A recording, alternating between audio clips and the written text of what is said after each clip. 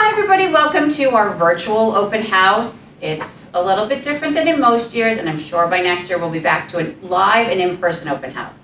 But for now, we're going to give you a little tour of the room and tell you about your child's day. So first, let me introduce myself. I'm Julie Finch. I'm your child's lead teacher. I have 3 children of my own. They are 23, 20, and 14. So I've been through most of this, and we're still going through some stuff at home. Teenagers are just as hard as preschoolers, believe it or not. I went to Trinity College for my undergrad, and then I got my master's in education at Penn. I've been here at the Weekday School. This is my 9th year. And I've been teaching the seedlings and the sprouts the entire time. So I'm well versed in these age groups. And this is Mrs. McDermott. I am Dorren McDermott. This is my 4th year teaching with Julie. And I have 3 children as well, 24, 21, and almost 18. My baby's a senior this year in high school. So I was a librarian before I came to work at the Weekday School, but here I am, and I love it, and I love being here with Mrs. Finch. All right, so let's go over to the door and we'll show you what your child's day looks like. Okay, so when your children come to school every day, the first thing they do when they walk in the door is find their cubby. Their cubbies have their names on them, and they also have their symbols, which I'm sure you've already heard all about. Their symbol is here next to their name, and their symbol is down below where their extra clothes are. So they're responsible for hanging up their coat, hanging up their book bag, and before they come in to play. So when your children first come in, we have what we call open time, which means of all of the activities in this very busy room, they can choose whatever they'd like. There's always a big toy on the rug. Sometimes it's the doll houses, sometimes it's the farm. We have parking garages with a million cars and ramps and things. There's always a toy on the rug that really lends itself to some imaginative play and play with their friends. Over here we have the rice table, which is currently closed, but they love the rice table. We have blocks. We have, on this table is always a building, some sort of building toy. There's Legos, we have magnetics, bristle blocks, things like that the kids can work on projects together, build houses together, or they can just work independently. This table is always fine motor. We have matching games, puzzles. Today we had the sorting bears out, things like that. So they're working on their fine motor, on their math skills, their pre-literacy skills, things like that. Sometimes we have scissors out and crayons, and they can do a little independent art projects and individual coloring, whatever they'd like. This area gets a lot of play. We have a small dollhouse. We have some soft blocks over here. The kids love to sit and play with their friends. There's a lot of games that go on with this dollhouse. So usually if they're talking about playing with the dollhouse with their friends, that's the one that they're talking about. We have our play kitchen, where we are fed a lot of delicious, delicious plastic meals.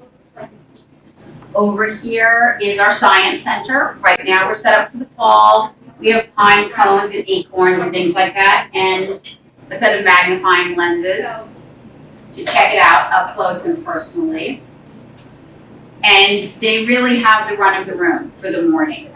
And then when open time is over, the bell ringer will ring the bell, and the children help us clean up. And they are really good cleaners. I don't know what they're doing in their rooms at home, but they are wonderful cleaners here. They're proud of themselves when everything gets put away. They love when the room looks neat and clean. They really take pride in what a good job they do helping us clean up. So that is our open time. Okay, so now I'm going to show you what the rest of our day looks like. Open time is our first thing, and that's what I just showed you, when they can go crazy with their bad selves, running around the room and playing. Then we go outside and play on the playground. There's a lovely playground, which most of you have probably seen, and we now have a covered deck. So when it's raining, there's still plenty of room to play out there on the covered deck. We have plastic cars out there to drive, and trampolines and scooters and bikes. They love it. Then we come back inside, we wash our hands really well, and we sit down for morning meeting. When we sit down for morning meeting, everybody sits on their mat, which I'll show you in a minute, And we do a morning greeting. We say hi or good morning to all of our friends in the class. We're still working on learning each other's names, but we'll get there. We sing our songs. We talk about our theme of the week. This week we're doing shapes. We talked about shapes this week. We went over what each shape is. They got to raise their hand and guess, and if they knew, great, and if they didn't, that's okay. We're all still learning, which we repeat a lot. We looked around the room to find things that were shaped, like, you know, can see anything that's shaped like this? What about a circle? Our clock is a circle. And then we talk about our job chart. Not everybody has a job every day, and we tell them when you don't have a job, you have the day off so you can just relax. So you can be a door holder, the line leader or the line ender, the bell ringer, a snack helper, or the weather. They love all of their jobs. It's probably the only thing you'll hear about their entire day is what their job was and what they had for snack. These are our rules of the school, which is be a good listener and be kind. That's pretty much it. If you can manage these two, we're going to get along just fine. Then after morning meeting, we all sit down and have snack together, which is a really nice time to get to chit chat with each other, and Mrs. McDermott and I learn a lot about the kids during snack time. Then sometimes we do an art project, sometimes we're going to be doing music and motion things. We're going to start yoga soon, so that's usually after snack. Then we often go upstairs and sing with Mrs. Black and with the sunflowers, and that's called Together Time. Then we come downstairs and read a story. And then for most kids, it's time to go home, and for some kids who stay for lunch, then they'll start their extended day. So that's what your child's day looks like. And now I want to show you how a lot of their day and a lot of their choices after open time are guided by their symbol. So I'm going to get a symbol and show you what I mean. Okay, so as you have seen, hanging on your child's back, their book bag is their symbol. This symbol, this is Rory's symbol and also Ollie's symbol. They're the purple flower. So when they come in the morning, if they're interested in whether or not they have a job, they can look on the job chart, find their purple flower. Rory will know he's the bell ringer. And then when I put the mats down to start morning meeting, they're looking for their symbol, and that's where they sit.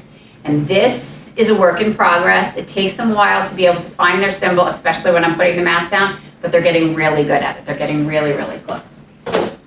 When morning meeting is over, I use these sentence strips with their name and their symbol. And when they see their symbol, that's when they know it's their turn to get up, put their mat away, and find their snack ticket on the table, and that will tell them where to sit for snack.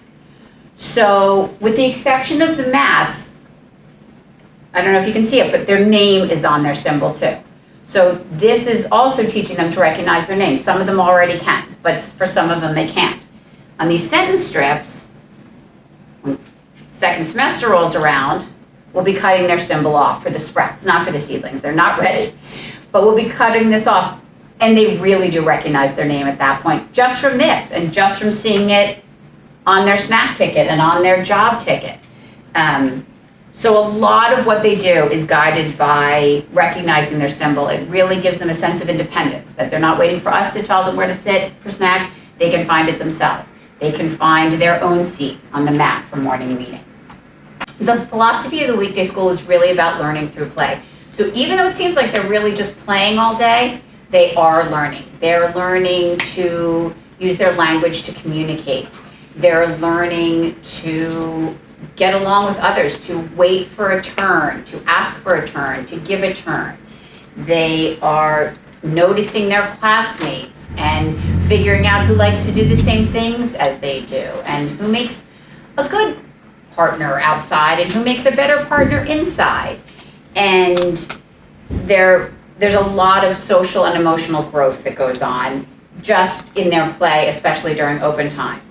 They are learning to ask the teachers for what they need, to not sit silently and wish they had the car. They're learning to use their voice, to advocate for themselves.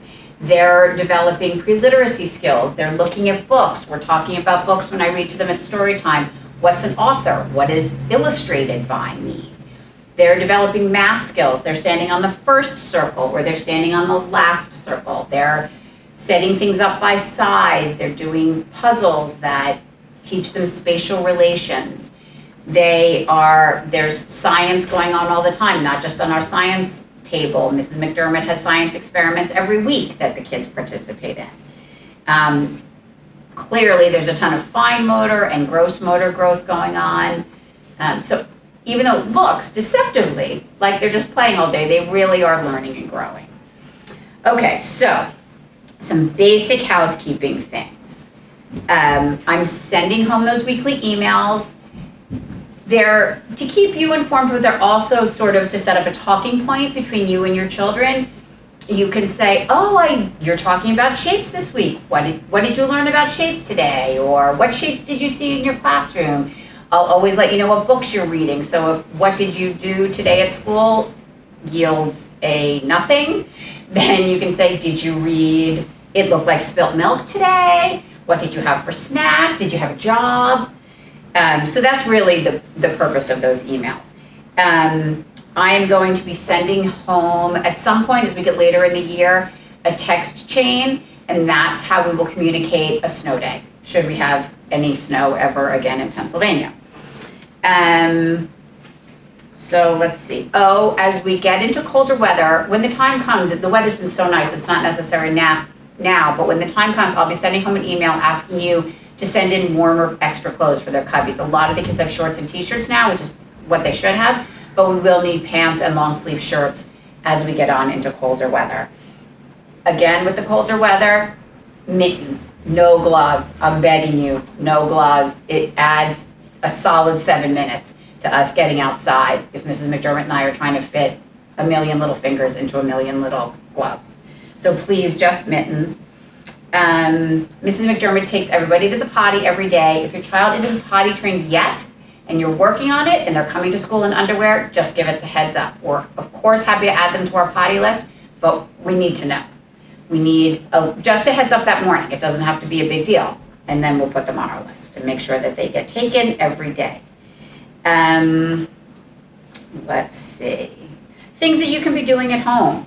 Cutting. The kids need to learn how to use scissors. It's just practice, practice, practice. They should have their thumb up and in the small hole of the scissors.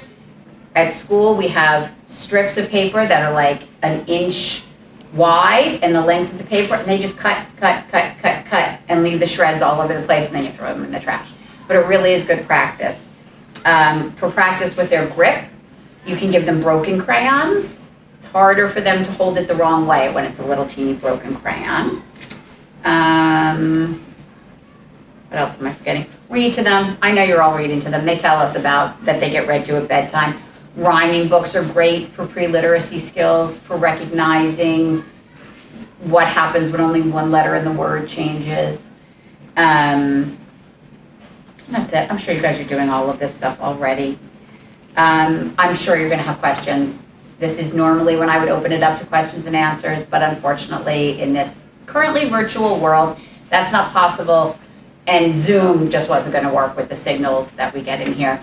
So please email me. Email me today if you have a question, and at any point during the year. If your question seems silly, I know you've heard it 1,000 times in your life, there's no such thing as a silly question. Just ask. Somebody's already asked me before, somebody will ask me again next year, it's fine. You can also call me. I don't answer my phone or my email, obviously during school hours, but once I get home, I'm happy to have a conversation if it's something that needs a little more detail than an email can provide. Okay, I think that's it. Your children are lovely, and Mrs. McDermott and I feel so lucky to be seeing them every week. They all seem to be happy and adjusted and glad to be at school and enthusiastic about what we're doing here, so you've done a great job getting them ready for that. And I can't wait to see more of them tomorrow. Thank you. Good night.